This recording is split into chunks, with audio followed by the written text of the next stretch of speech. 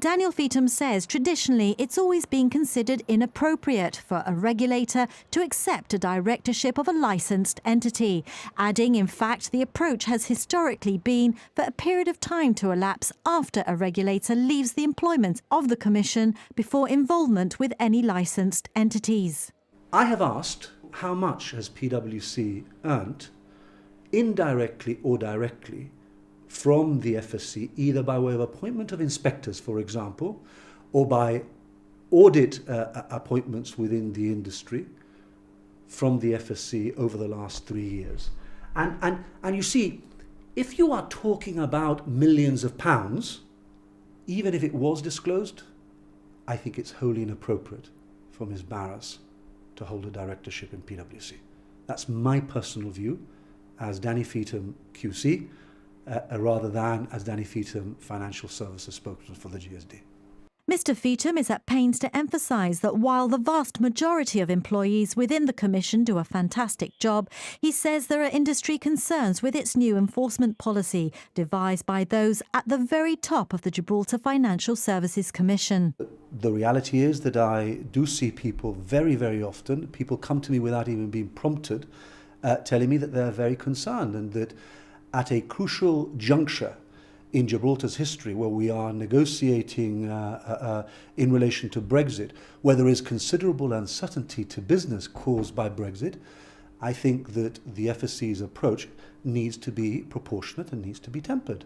The difference between the 1988 Act and the recent Act in 2013 is that the cost of the inspectors is now borne by the licensee, where traditionally it's been borne by the FSC. The point here about this is, I think that the FSC is making use of the appointment of inspectors in circumstances where it is not appropriate. If you actually look at the section says that you can appoint inspectors where, for example, consumers are at risk, where Gibraltar's reputation is at risk, where there's fraud, for example. These are very, very serious allegations. And I don't think that the appointment of inspectors in a number of cases comes anywhere near that. And that's at the heart of my criticism. I put it to Mr. Feetham whether, as a private lawyer, he could be impartial on this issue. I'm a lawyer, yes, I've acted for and against the FSC. The opinions that I have expressed, of course they are educated to a certain extent on my experiences in cases that I have been involved in. Yes, of course that is true.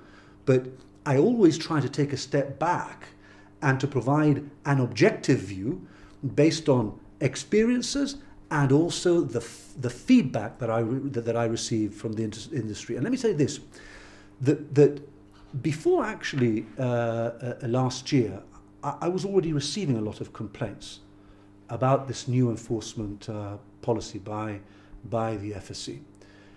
And I always thought at the time, take it with a pinch of salt, because in Gibraltar, you know, small community, sometimes people can blow things out of all proportion. But actually my own experience has been that the FSC are not always acting appropriately and proportionately in relation to the appointment of inspectors. Samantha Barras told GBC last week that her appointment onto PwC's UK public interest body would not conflict with her role as CEO of the GFSC.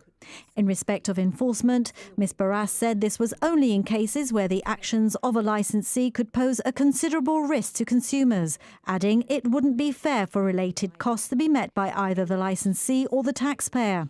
Whether Samantha Barras chooses to respond to Mr Feetham's concerns remains to be seen.